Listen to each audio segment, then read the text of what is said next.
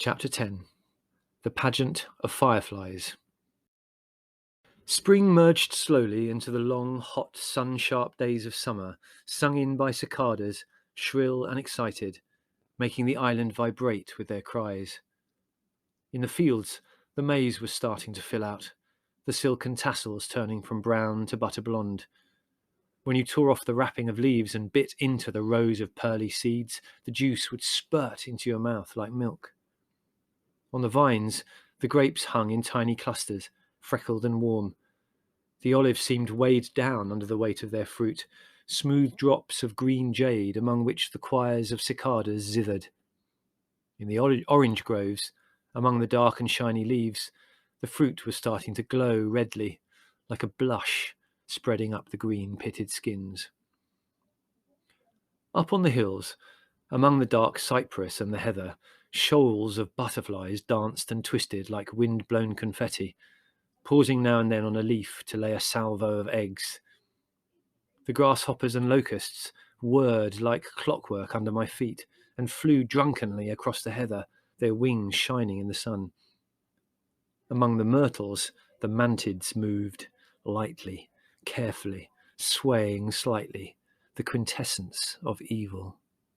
They were lank and green, with chinless faces and monstrous globular eyes, frosty gold, with an expression of intense predatory madness in them. The crooked arms, with their fringes of sharp teeth, would be raised in mock supplication to the insect world, so humble, so fervent, trembling slightly when a butterfly flew too close. Towards evening, when it grew cooler, the cicadas stopped singing, their place being taken by the green tree frogs, glued damply to the lemon tree leaves down by the well.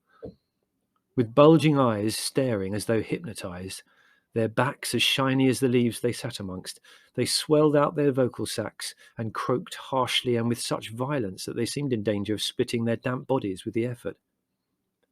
When the sun sank, there was a brief apple-green twilight, which faded and became mauve, and the air cooled and took on the scents of evening. The toads appeared, putty-coloured, with strange map-like blotches of bottle green on their skins. They hopped furtively among the long grass clumps in the olive groves, where the crane fly's unsteady flight seemed to cover the ground with a drifting curtain of gauze. They sat there blinking, and then would suddenly snap at a passing crane fly, sitting back, looking a trifle embarrassed. They stuffed the trailing ends of a wing and leg into their great mouths with the aid of their thumbs. Above them, on the crumbling walls of the sunken garden, the little black scorpions walked solemnly, hand in hand, among the plump mounds of green moss and the groves of tiny toadstools. The sea was smooth, warm, and as dark as black velvet, not a ripple disturbing the surface. The distant coastline of Albania was dimly outlined by a faint reddish glow in the sky. Gradually, minute by minute, this glow deepened and grew brighter, spreading across the sky, and then suddenly the moon, enormous, wine red, edged herself over the fretted battlements of mountains and through a straight blood-red path across the dark sea. The owls appeared now, drifting from tree to tree as silently as flakes of soot, hooting in astonishment as the moon rose higher and higher, turning to pink, then gold, and finally riding in a nest of stars like a silver bubble. With the summer came Peter to tutor me, a tall, handsome young man, fresh from Oxford, with decided ideas on education, which I found rather trying to begin with. But gradually the atmosphere of the island worked its way insidiously under his skin, and he relaxed and became quite human. At first, the lessons were painful to an extreme, interminable wrestling with fractions and percentages, geological strata and warm currents, nouns, verbs, and adverbs. But as the sunshine worked its magic on Peter, the fractions and percentages no longer seemed to him an overwhelmingly important part of life, and they were gradually pushed more and more into the background. He discovered that the intricacies of geological strata and the effects of warm currents could be explained much more easily while swimming along the coast, while the simplest way of teaching me English was to allow me to write something each day, which he would correct. He had suggested a diary, but I was against this, pointing out that I already kept one on nature, in which was recorded everything of interest that happened each day. If I were to keep another diary, what was I to put in it? Peter could find no answer to this argument. I suggested that I might try something a little more ambitious and interesting than a diary. Diffidently, I suggested I write a book, and Peter, somewhat startled, but not being able to think of any good reason why I should not write a book, agreed. So every morning I spent a happy hour or so adding another chapter to my epic, a stirring tale which involved a voyage around the world with the family, during which we captured every conceivable kind of fauna in the most unlikely traps.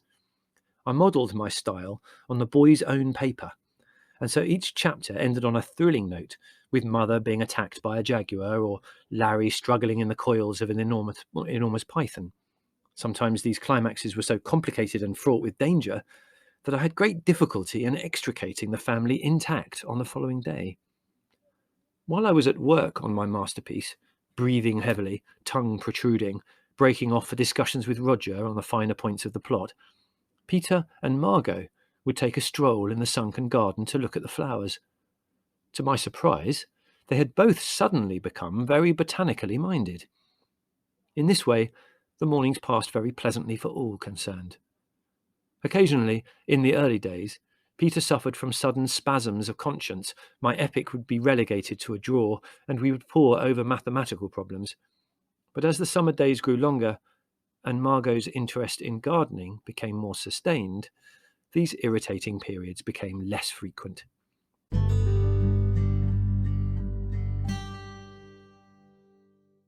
After the unfortunate affair of the scorpion, the family had given me a large room on the first floor in which to house my beasts, in the vague hope that this would confine them to one particular portion of the house. This room, which I called my study, and which the rest of the family called the bug house, smelt pleasantly of ether and methylated spirits.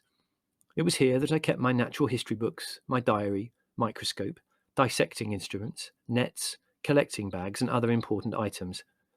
Large cardboard boxes housed my bird's egg, beetle, butterfly, and dragonfly collections, while on the shelves above were a fine range of bottles full of methylated spirits in which were preserved such interesting items as a four-legged chicken, a present from Lugarezia's husband, various lizards and snakes, frogs born in different stages of growth, a baby octopus, 3 half-grown brown rats, a contribution from Roger, and a minute tortoise, newly hatched, that had been unable to survive the winter.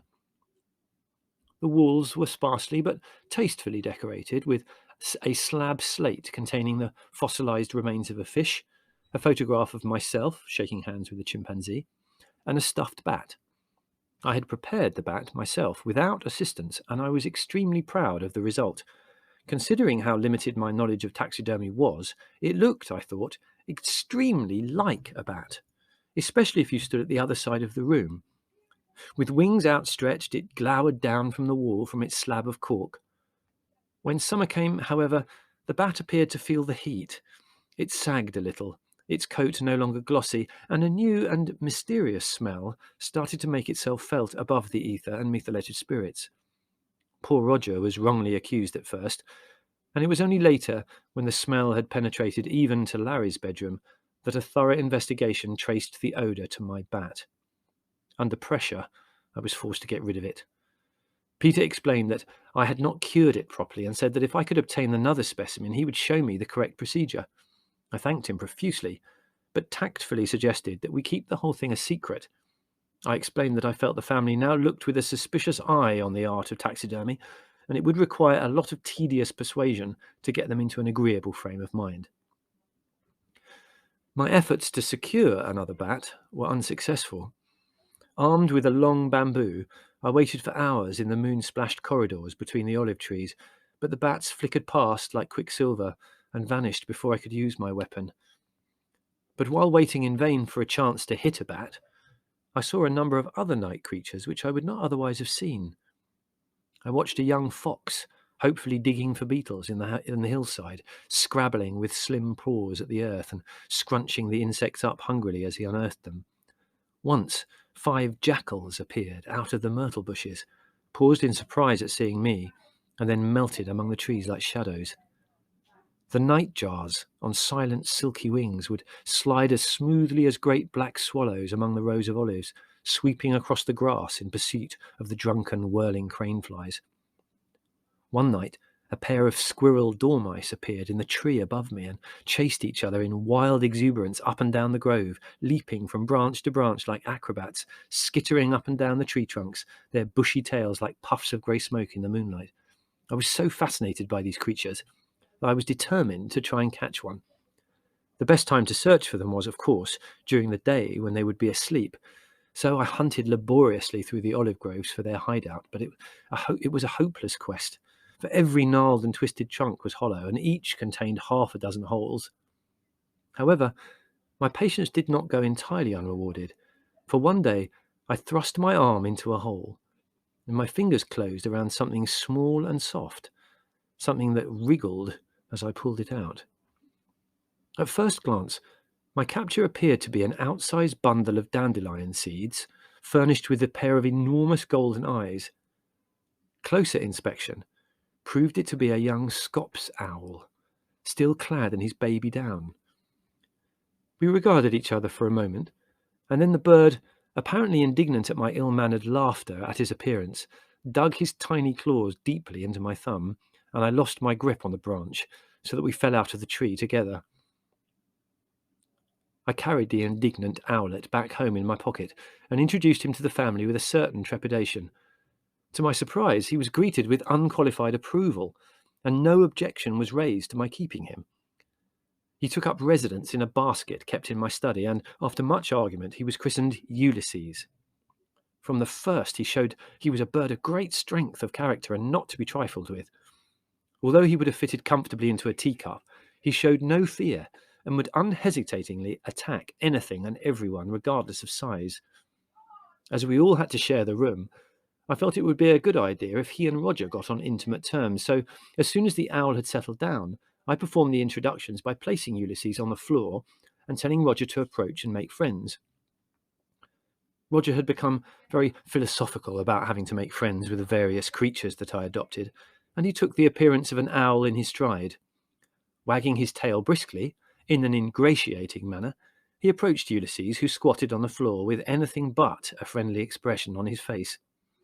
He watched Roger's approach in an unwinking stare of ferocity. Roger's advance became less confident. Ulysses continued to glare as though trying to hypnotize the dog. Roger stopped, his ears dropped, his tail wagging only feebly, and he glanced at me for inspiration. I ordered him sternly to continue his overtures of friendship. Roger looked nervously at the owl and then, with great nonchalance, walked around him in an effort to approach him from the back.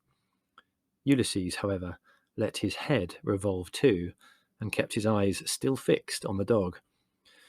Roger, never having met a creature that could look behind itself without turning round, seemed a trifle nonplussed. After a moment's thought, he decided to try the skittish let's all have a jolly game approach. He lay down on his stomach, put his head between his paws, and crept slowly towards the bird, whining gently and wagging his tail with abandon. Ulysses continued to look as though he was stuffed. Roger, still progressing on his stomach, managed to get quite close, but then he made a fatal mistake. He pushed his woolly face forward and sniffed loudly and interestedly at the bird. Now Ulysses would stand a lot, but he was not going to get sniffed at by a mountainous dog covered with black curls. He decided that he would have to show this ungainly and wingless beast exactly where he got off. He lowered his eyelids, clicked his beak, hopped up into the air, and landed squarely on the dog's muzzle, burying his razor-sharp claws in the black nose. Roger, with a stricken yelp, shook the bird off and retired beneath the table. No amount of coaxing would get him to come out until Ulysses was safely back in his basket.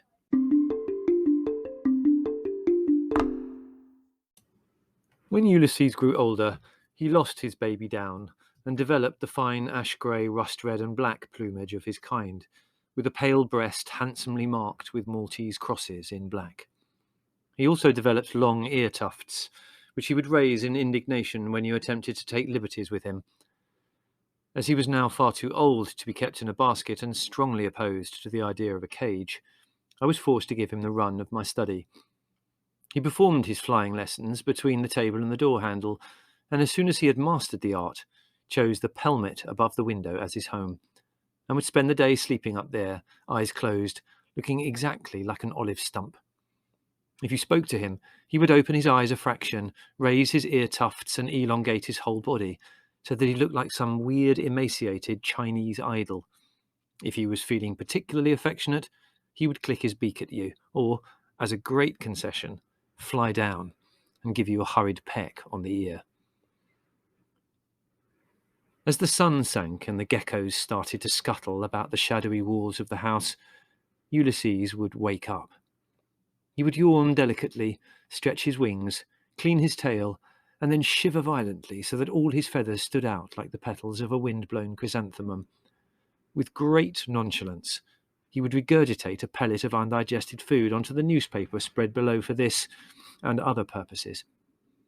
Having prepared himself for the night's work, he would utter an experimental "to-woo" to make sure his voice was in trim, and then launch himself on soft wings to drift around the room as silently as a flake of ash and land on my shoulder. For a short time he would sit there, nibbling my ear, and then he would give himself another shake, put sentiment to one side, and become businesslike.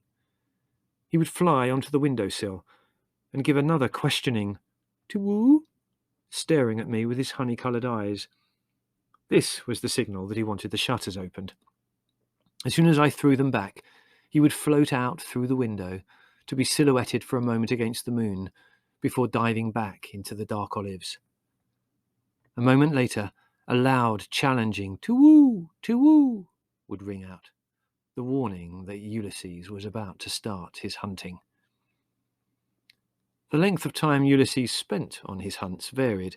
Sometimes he would swoop back into the room after only an hour, and on other occasions he would be out all night. But wherever he went, he never failed to come back to the house between 9 and 10 for his supper. If there was no light in my study, he would fly down and peer through the drawing-room window to see if I was there. If I was not there, he would fly up the side of the house again to land on my bedroom windowsill and tap briskly on the shutters, until I opened them and served him with his saucer of mince or chopped chicken's heart or whatever delicacy was on the menu that day.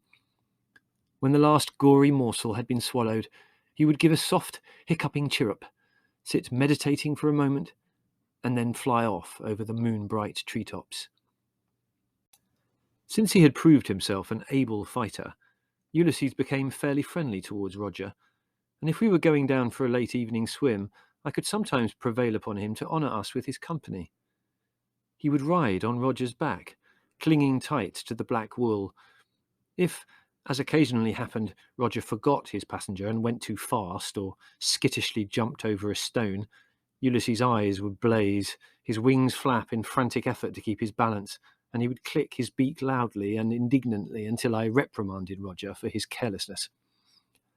On the shore, Ulysses would perch on my shorts and shirt while Roger and I gambolled in the warm, shallow water. Ulysses would watch our antics with round and faintly disapproving eyes, sitting up as straight as a guardsman. Now and then he would leave his post to skim out over us, click his beak and return to shore, but whether he did this in alarm for our safety or in order to join in our game, I could never decide. Sometimes, if we took too long over the swim, he would get bored and fly up the hill to the garden, crying "to-woo" in farewell.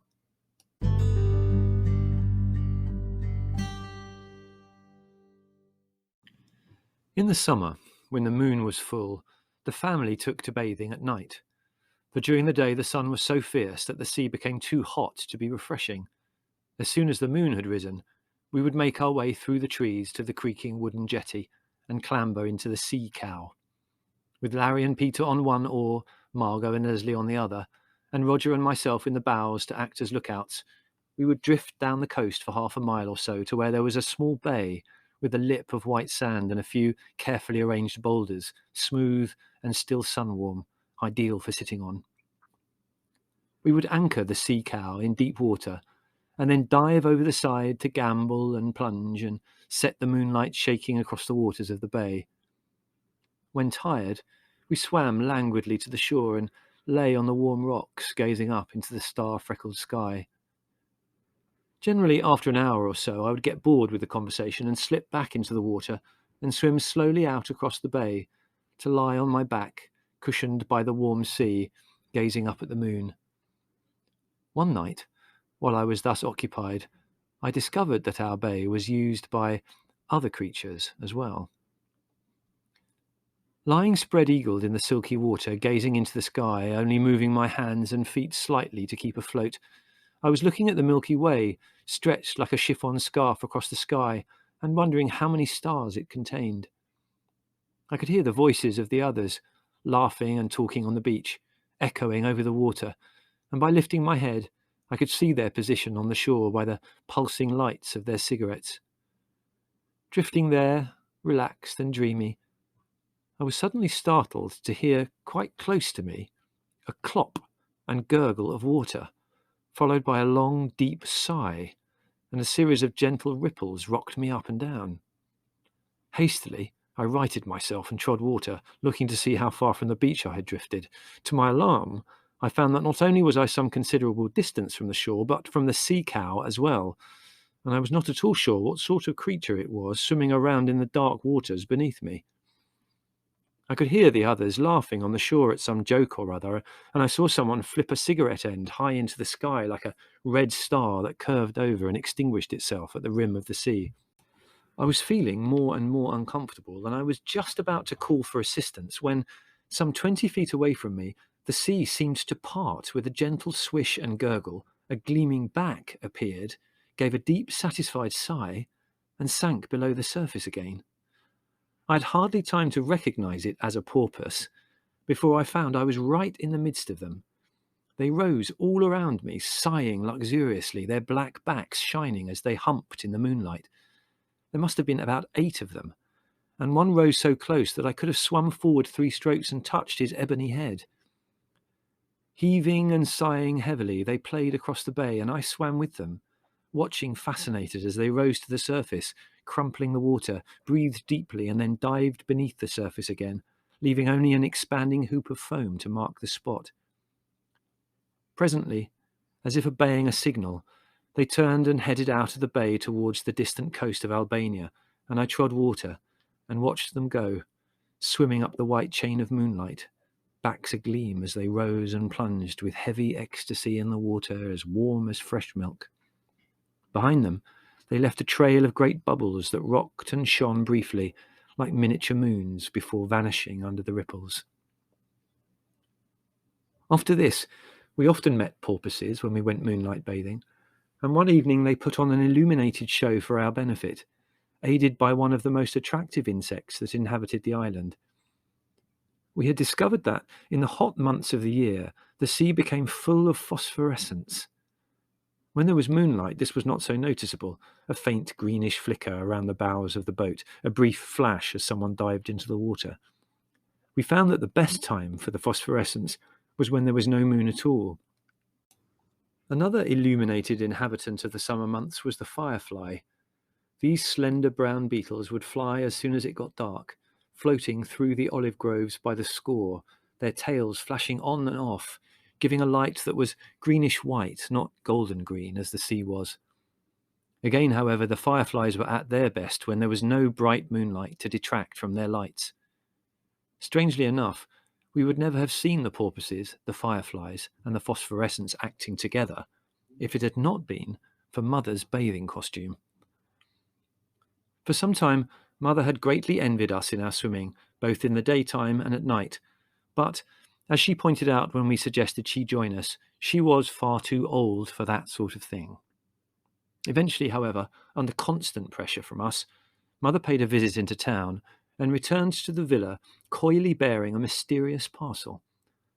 Opening this, she astonished us all by holding up an extraordinary shapeless garment of black cloth, covered from top to bottom with hundreds of frills and pleats and tucks. "Well, what do you think of it?" Mother asked. We stared at the odd garment and wondered what it was for. "What is it?" asked Larry at length. "It's a bathing costume, of course," said Mother. "What on earth did you think it was?" It looks to me like a badly skinned whale, said Larry, peering at it closely. You can't possibly wear that, Mother, said Margot, horrified. Why, it looks as though it was made in 1920. What are all those frills and things for? Asked Larry with interest. Decoration, of course, said Mother indignantly. What a jolly idea. Don't forget to shake the fish out of them when you come out of the water. Well, I like it anyway, Mother said firmly, wrapping the monstrosity up again, and I'm going to wear it. You'll have to be careful you don't get waterlogged with all that cloth around you, said Leslie seriously. Mother, it's awful. You can't wear it, said Margot. Why on earth didn't you get something more up to date? When you get to my age, dear, you can't go around in a two-piece bathing suit. You don't have the figure for it. I'd love to know what sort of figure that was designed for, remarked Larry. You really are hopeless, Mother, said Margot despairingly. But I like it, and I'm not asking you to wear it, Mother pointed out belligerently. That's right, you do what you want to do, agreed Larry. Don't be put off. It'll probably suit you very well if you can grow another 3 or 4 legs to go with it. Mother snorted indignantly and swept upstairs to try on her costume. Presently she called to us to come and see the effect, and we all trooped up to the bedroom. Roger was the first to enter, and on being greeted by this strange apparition clad in its voluminous black costume rippling with frills, he retreated hurriedly through the door backwards, barking ferociously. It was some time before we could persuade him that it really was Mother, and even then he kept giving her vaguely uncertain looks from the corner of his eye. However, in spite of all opposition, Mother stuck to her tent-like bathing suit, and in the end we gave up. In order to celebrate her first entry into the sea, we decided to have a moonlight picnic down at the bay, and sent an invitation to Theodore, who was the only stranger that Mother would tolerate on such a great occasion. The day for the great immersion arrived, food and wine were prepared, the boat was cleaned out and filled with cushions, and everything was ready when Theodore turned up. On hearing that we had planned a moonlight picnic and swim, he reminded us that on that particular night there was no moon. Everyone blamed everyone else for not having checked on the moon's progress, and the argument went on until dusk. Eventually we decided that we would go on the picnic in spite of everything, since all the arrangements were made.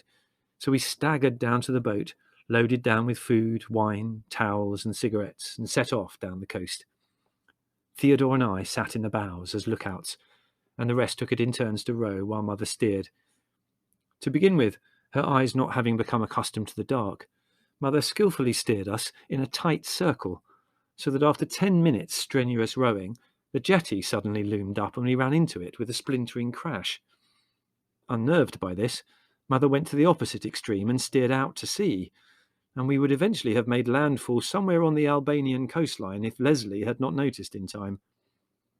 After this, Margot took over the steering, and she did it quite well, except that she would, in a crisis, get flurried and forget that to turn right one had to put the tiller over to the left. The result was that we had to spend 10 minutes straining and tugging at the boat which Margot had, in her excitement, steered onto, instead of away from, a rock. Taken all round, it was an auspicious start to Mother's first bathe. Eventually we reached the bay, spread out our rugs on the sand, arranged the food, placed the battalion of wine bottles in a row in the shallows to keep cool, and the great moment had arrived.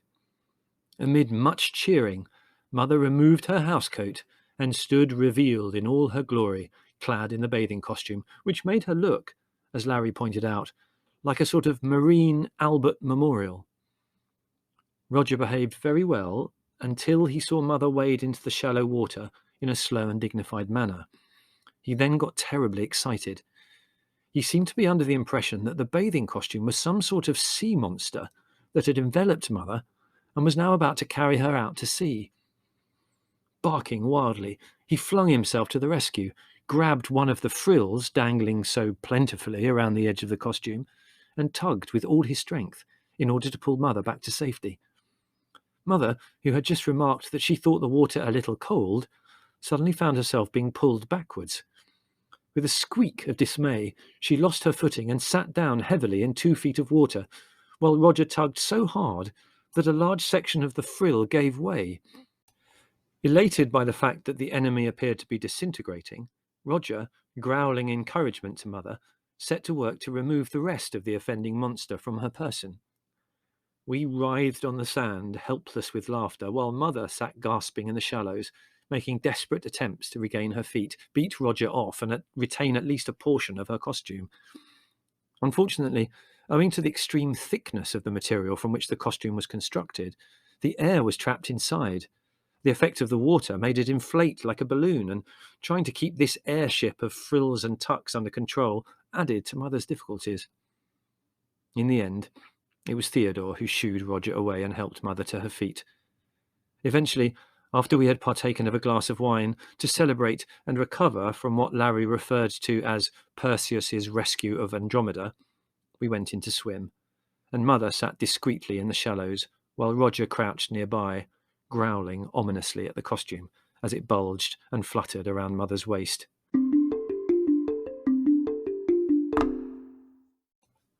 The phosphorescence was particularly good that night. By plunging your hand into the water and dragging it along, you could draw a wide golden-green ribbon of cold fire across the sea, and when you dived, as you hit the surface, it seemed as though you had plunged into a frosty furnace of glinting light. When we were tired, we waded out of the sea, the water running off our bodies so that we seemed to be on fire, and lay on the sands to eat. Then, as the wine was opened at the end of the meal, as if by arrangement, a few fireflies appeared in the olives behind us, a sort of overture to the show. First of all, there were just 2 or 3 green specks, sliding smoothly through the trees, winking regularly, but gradually more and more appeared, until parts of the olive grove were lit with a weird green glow. Never had we seen so many fireflies congregated in one spot. They flicked through the trees in swarms. They crawled on the grass, the bushes, and the olive trunks. They drifted in swarms over our heads and landed on the rugs like green embers. Glittering streams of them flew out over the bay, swirling over the water, and then, right on cue, the porpoises appeared, swimming in line into the bay, rocking rhythmically through the water, their backs as if painted with phosphorus. In the centre of the bay, they swam around, diving and rolling, occasionally leaping high in the air and falling back into a conflagration of light. With the fireflies above and the illuminated porpoises below, it was a fantastic sight.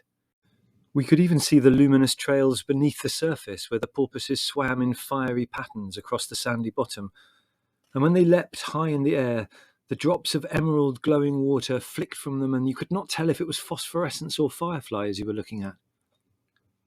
For an hour or so we watched this pageant, and then the fireflies drifted back inland and farther down the coast. Then the porpoises lined up and sped out to sea, leaving a flaming path behind them that flickered and glowed and then died slowly like a glowing branch laid across the bay.